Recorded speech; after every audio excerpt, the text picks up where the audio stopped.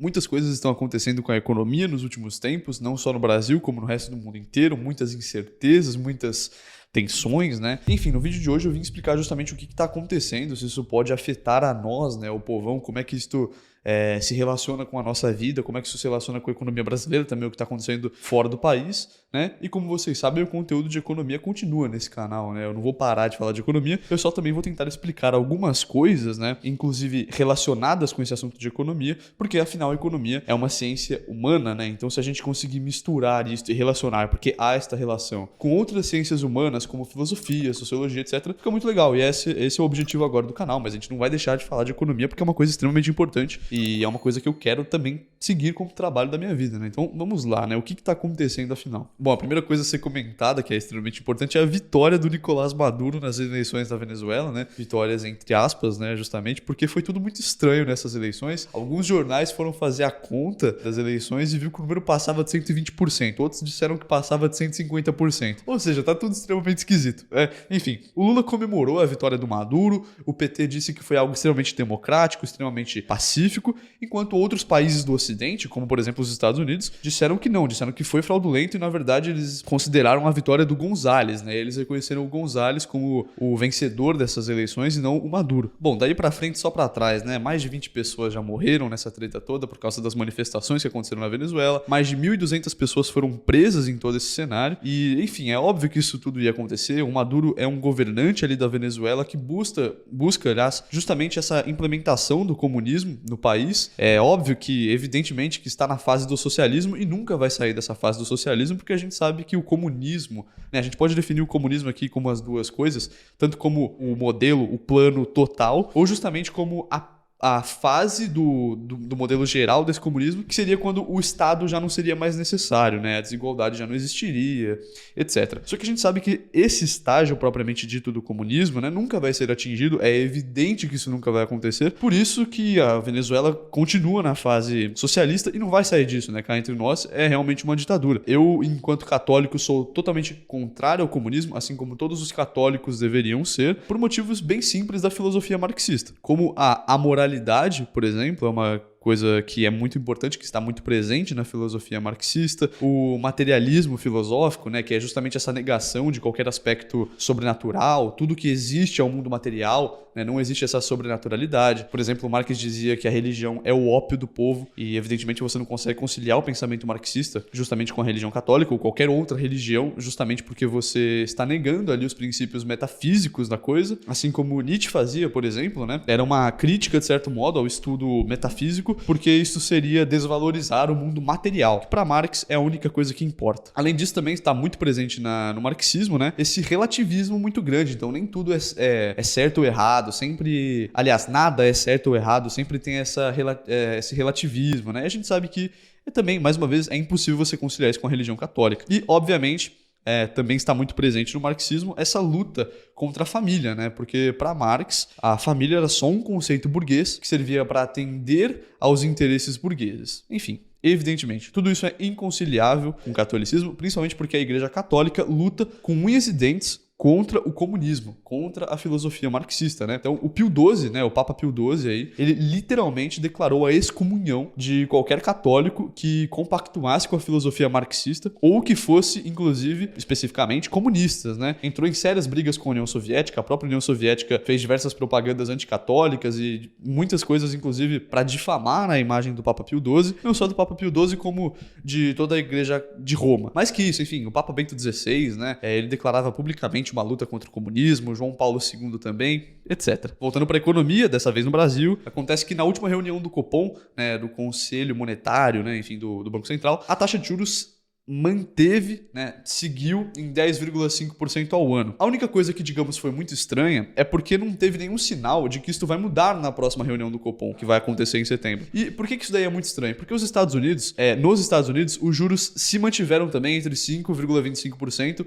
a 5,5% ao ano, e isso aconteceu pela 8ª vez. E para o Brasil cortar a taxa de juros é muito positivo que os Estados Unidos tenham cortado também para que a gente não tenha problema com inflação, principalmente porque nós, sendo um país emergente, emergente, né, sendo aquilo que a gente chama de um país em desenvolvimento de fato, nós precisamos, entre aspas, operar com uma taxa de juros um pouco maior. Então, cortar assim a taxa de juros meio no escuro é uma coisa muito estranha, né? Não é uma coisa que vai acontecer. A gente precisa justamente desse sinal de que os Estados Unidos fariam uma coisa do tipo também. Outra coisa que eu quase não tô vendo muito ser comentada, mas que é muito importante é o seguinte: ainda que normalmente as pessoas de direita, as pessoas mais conservadoras estejam ali torcendo para a vitória do Donald Trump, uma coisa precisa ficar clara. Ainda que possivelmente o Trump queira fazer coisas boas para o Brasil, ou não tô dizendo que isso é verdade, mas ainda que isso seja uma verdade, por exemplo, uma coisa que é fato é o seguinte: ele sempre vai priorizar os Estados Unidos, afinal ele é norte-americano. E qual que é o problema com isso? Se a Kamala Harris, né, ou alguém ali do Partido Democrata vencesse as eleições, era muito possível que a impressão de dinheiro continuasse ocorrendo nos Estados Unidos. E isto faria com que o dólar ficasse cada vez mais barato, justamente porque a escassez não existiria ali, né? A escassez seria cada vez menor. Já, por outro lado, se o Trump entrar na presidência dos Estados Unidos nessas eleições agora, é muito provável que ele corte essa grande impressão de dinheiro e o dólar volte a subir, o que é, obviamente, negativo para o Brasil. E por que isso é uma coisa importante a ser comentada? Porque quase todo mundo sabe que muito provavelmente o Donald Trump vai ganhar as eleições. Então, para o Brasil, isso daí tem os seus lados positivos, tem os seus lados negativos. Bom, o risco fiscal do Brasil continua aumentando porque o governo brasileiro prevê mais rombo nas contas públicas, coisa maravilhosa. E, obviamente, não para por aí, porque não pode ser só ruim, tem que ser muito ruim. Depois de alguns ataques israelenses ali terem matado 12 crianças e também alguns líderes ali dos grupos extremistas do Hezbollah e do Hamas, o Irã disse que vai ter uma retaliação muito violenta. E ainda que ninguém mais fale da guerra, ela continua acontecendo e continua causando problemas seríssimos, né? Obviamente, às vidas das pessoas, né? Principalmente aquelas que estão direta ou indiretamente ligado ao conflito, obviamente ali causando muitos problemas às dignidades das pessoas ali, né? A vida mesmo, muitas pessoas estão sendo mortas, enfim, muitas coisas horríveis. E isso também, obviamente, impacta todo o resto do mundo, porque obviamente se mais guerra acontece, mais tensão também ocorre, mais risco existe para o mundo inteiro. O combustível sobe, a inflação acontece em todos os outros produtos também. Afinal, principalmente falando do ponto de vista brasileiro, a gente sabe que o Brasil é um país que ocorre muito o transporte rodoviário. Então, se o combustível sobe, esse transporte de caminhões, né, por meio do Brasil fica tudo muito mais caro, porque evidentemente você precisa gastar combustível para fazer essa viagem, né, de caminhões, etc. Assim, obviamente, justamente para o empresário não perder dinheiro na hora de vender os produtos, que seja de alimentação, etc., ele vai subir o preço do produto, porque o transporte deste produto está ficando mais caro. Então, o combustível subindo, a inflação de todos os outros produtos sobe, e isso tudo por conta da guerra, né? Assim, nessa treta, os juros futuros do Brasil subiram de novo, e eles prevêem, inclusive, uma alta da Selic em setembro. Agora você deve pensar, nossa, né, o Felipe falou que a Selic deveria baixar. E pois é, a Selic deveria baixar, mas como vocês perceberam, é muito provável que isso não aconteça. Aconteça exatamente o contrário do que deveria. Isso é um problema muito grande para o varejo, porque obviamente o varejo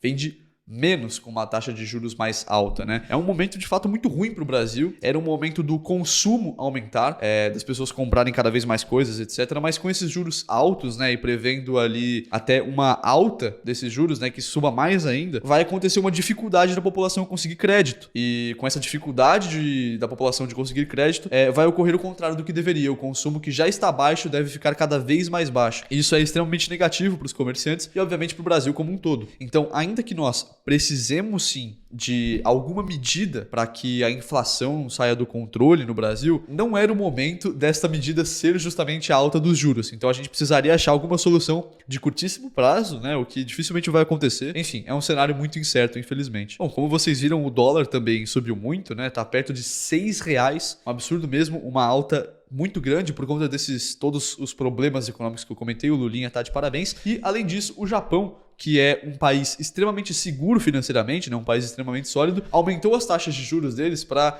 0,25% ao ano. Pode parecer muito baixo, mas nos últimos 8 anos o Japão tinha uma taxa de juros negativa. E o que acontece, né? Você consegue investimentos nos países e muitos investimentos eles são atrelados a uma taxa de juros. Então, se a taxa de juros é mais alta, você consegue uma rentabilidade maior para esses investimentos. E já que o Japão é um país que é muito seguro e a taxa de juros dele está maior, significa que investir no Japão está mais atrativo, porque ele é um país seguro que agora vai estar rendendo mais os investimentos lá. Então, muito capital brasileiro está saindo do Brasil e indo para o Japão, o que obviamente é muito negativo para o Brasil. Além disso, alguns dados muito preocupantes para a economia estadunidense foram divulgados essa semana. A atividade industrial norte-americana foi a pior do ano disparadamente e, além disso, o pedido de seguro para desemprego disparou nos Estados Unidos, justamente por causa dessa diminuição de atividade industrial e etc. Isto realmente é um dado muito preocupante, porque indica que muitas pessoas podem perder o emprego, né? O consumo vai diminuir e, por consequência, as empresas vão ter que demitir algumas pessoas. E a gente sabe que pessoas perdendo emprego é muito mais do que só economia, obviamente. Pessoas perdendo emprego significa que muitas pessoas não vão ter acesso à comida, né? Não vão conseguir bancar os seus filhos, não vão conseguir levar para uma escola, às vezes, de um pouco mais de qualidade, não vão conseguir se vestir. Então, assim, quando a gente fala de pessoas perdendo emprego, isso é muito mais do que só economia. Dinheiro é muito mais do que simplesmente uma questão material, obviamente. Além disso, o payroll veio muito abaixo do esperado. 114 mil empregos formais foram gerados no mês de julho e a expectativa era 180 mil. Então, realmente veio muito abaixo e isso é algo muito negativo. O mercado não está reagindo bem com relação a isso. Por outro lado, esses dados eles são extremamente estranhos, porque apesar dos Estados Unidos estarem ali passando por essa situação muito complicada e tal, esses dados que são tecnicamente negativos, eles podem ter um lado positivo, que é justamente fazer com que os Estados Unidos baixem a taxa de juros deles para que a economia volte a fomentar cada vez mais, porque como eu comentei, se a taxa de juros está mais baixa, a população consegue mais crédito, a população consegue mais dinheiro. Assim, o consumo volta a aumentar, as empresas começam a ganhar mais dinheiro e as empresas podem contratar mais pessoas. Então, esse cenário que tecnicamente é muito negativo pode fazer com que os Estados Unidos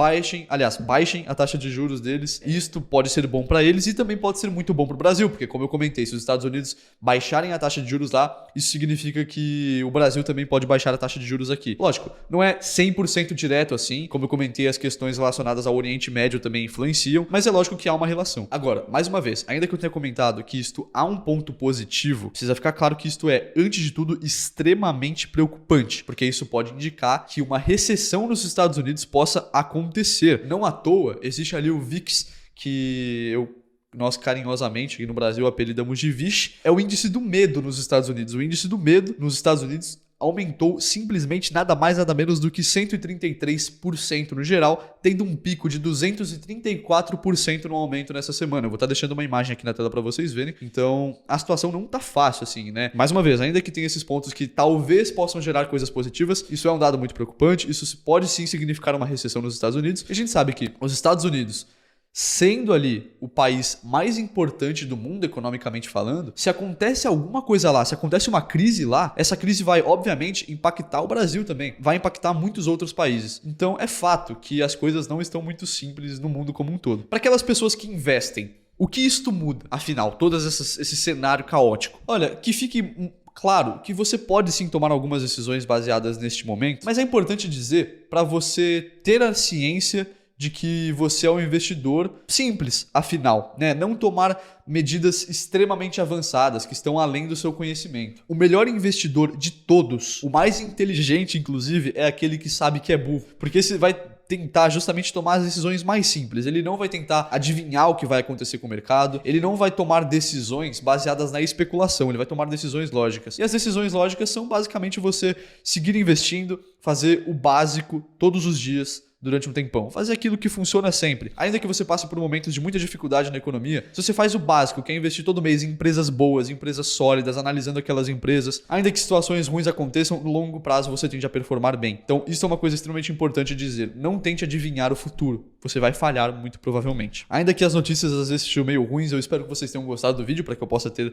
trazido essas informações a vocês. Se vocês gostaram, vem aqui, comenta, né? Se vocês têm alguma visão, alguma opinião sobre tudo isso que está acontecendo. Sem mais delongas, eu sou o Felipe Moleiro e esse foi o vídeo.